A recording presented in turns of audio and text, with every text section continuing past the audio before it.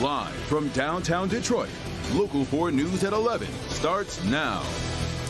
An even colder night across Metro Detroit than we've had this week, with temperatures dropping into the 20s. Man, it's hard to believe that this weekend is going to be the start of May. I know, and we're going to be yelling May Day, I think, Andrew, because we might even set a record with all of this tomorrow. That's right. I give. Yeah, right. We have temperatures that will be falling into the 20s in many communities. In fact, right now, 29 over in Sandusky, closer to Detroit, Mount Clemens. Good evening. You've got 29 at this hour, while we're still in the 30s over at Metro Airport with 37, but we will be in the 20s in many spots right here in Wayne County overnight tonight. Currently, it's 37. It feels like it's closer to freezing with the wind, with a wind chill currently of 33. Look at how low temperatures get by tomorrow morning. Many communities from Ann Arbor to Howell, Pontiac, Mount Clemens, Lapeer, 26 to 29 degrees by dawn. In fact, the record low for tomorrow is 28 degrees. So by dawn, I think we may get close to that mark, actually tying that record set way back in 1934. So make sure you grab an extra blanket, make sure pets and potted plants are back indoors. But guess what? I have good news.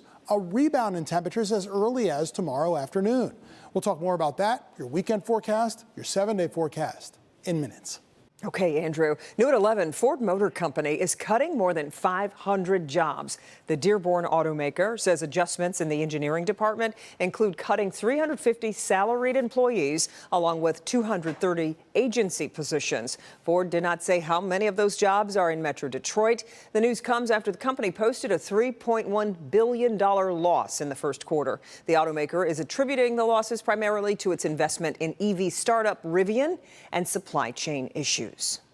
Serious challenges tonight to the validity of the petitions for three of the most formidable GOP contenders: former Detroit Police Chief James Craig, Tudor Dixon, and Perry Johnson. Our Mara McDonald live downtown tonight. And Mara, having opposing campaigns and parties comb through a candidate's petitions, I guess that's pretty standard. Jace, call it Politics 101, as well as combing through their campaign finance statements. All of this is standard operating procedure. Let me show you. The filing deadline for political office has come and gone, and all sorts of busy bees have been combing through the petitions candidates filed to run for office, looking for errors. It's the easiest way to get someone disqualified. It's an easiest way to get someone off of the ballot. So the fact that people are looking at this, there's nothing surprising there. The Michigan Democratic Party is challenging three GOP gubernatorial candidates: Craig, Johnson, and Dixon. Former MDP Chair Mark Brewer is handling the Craig challenge. The Craig petitions are the worst set of petitions I've ever seen. And it goes beyond the forgery. I mean, the defects in circulator certificates, in the headings, duplicates, bad signatures. I've never seen such a mess. The Dems aren't the only ones challenging Craig's signatures. A pro-Tudor Dixon super PAC is as well. How much of this is performative political theater remains to be seen. Unsurprisingly, the Michigan GOP calls these moves desperate. But signature problems have kicked candidates from the ballot before. All you have to do is look at the signature problems former GOP Congressman Thad McCotter had in 2012. There's an issue with the people that are employed at the level of getting the signatures, because they are compensated by the number of signatures they get, and they're not worried whether they're valid or not. Back here live, it's been a problem in the past. We're going to see if it's a problem now. What's next?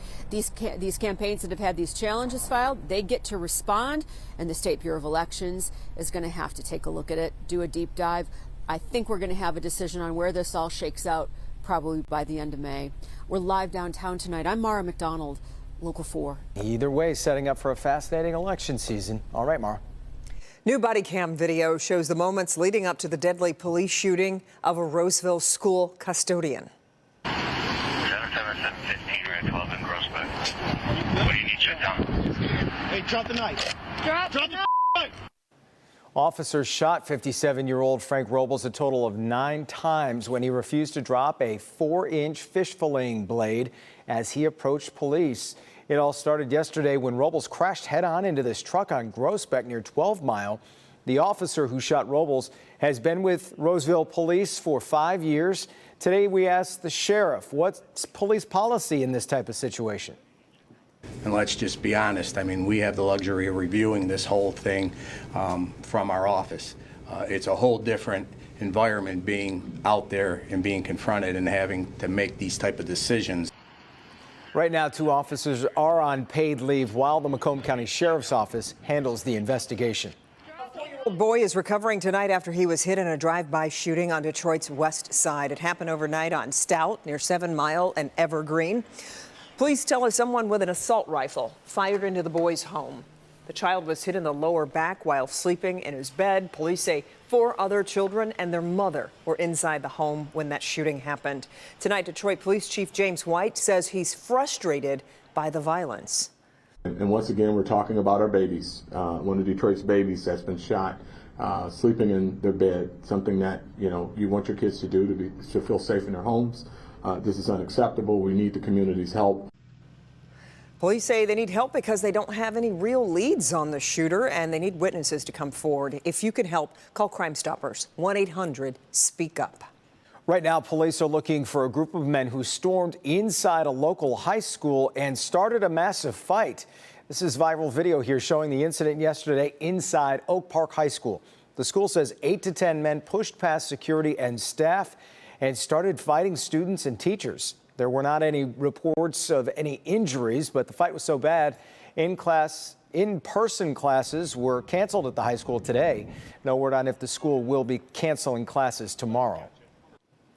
This week's COVID update from the state show cases are increasing. The state is reported 14,482 cases in the past 7 days. That pushes the daily average back above 2,000. It's about 4,000 more total cases than last week. Plus, it doesn't include positive cases that come from home testing that are not reported to the state. And sadly, we have lost another 67 lives to this virus. A downriver teen is helping to comfort sick children in the hospital.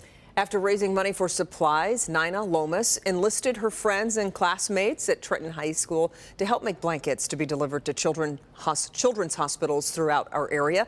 Pamela Osborne has a story from Trenton. More than 80 kids are going to get one of these really special blankets, but what we want to do now is introduce you to the teen who raised the money for this project and all of her friends who came along to help. This is actually really enjoyable too. It's not too hard.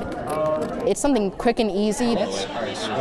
After hours at Trenton High School, students cut together pieces of fabric to create it's going to make their day a bit of comfort. I don't want it to come apart. Nina Lomas was looking to give back, so when she heard about Felice and Thank You's mission to bring a little warmth to kids stuck in the hospital, she got to work raising thousands of dollars to purchase blanket kits. Some people just came to help out because they've wanted to help. My passion is helping out people. Isabella Bates wants to be an EMT. For now, this is how she's choosing to make a difference. Yeah, as a way of giving them my hug and a way of just making them better.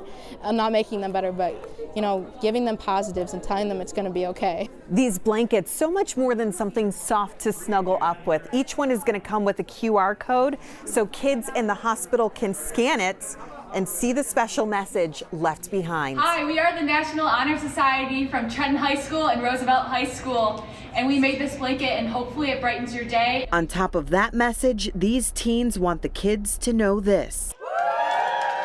We all love you and we hope you guys feel better and just I hope you like the blankets. In Trenton, Pamela Osborne, Local 4. Nice. Yeah. All right, well, still ahead. He won the Super Bowl in his first season after leaving Detroit. Now Matthew Stafford is telling Bernie what went into his wink to the city in his AT&T commercial. That was really good. We'll have that coming up. And a surprise prisoner swap with Russia, but it didn't include Paul Whelan. Tonight, his response as he remains in a Russian prison. But first, he spent 15 years in prison for a crime he didn't commit. His emotional reunion with family coming up after the break. And coming up tomorrow morning on Local 4, preparing for weekend construction. We'll have the projects to watch for coming up at 6 a.m.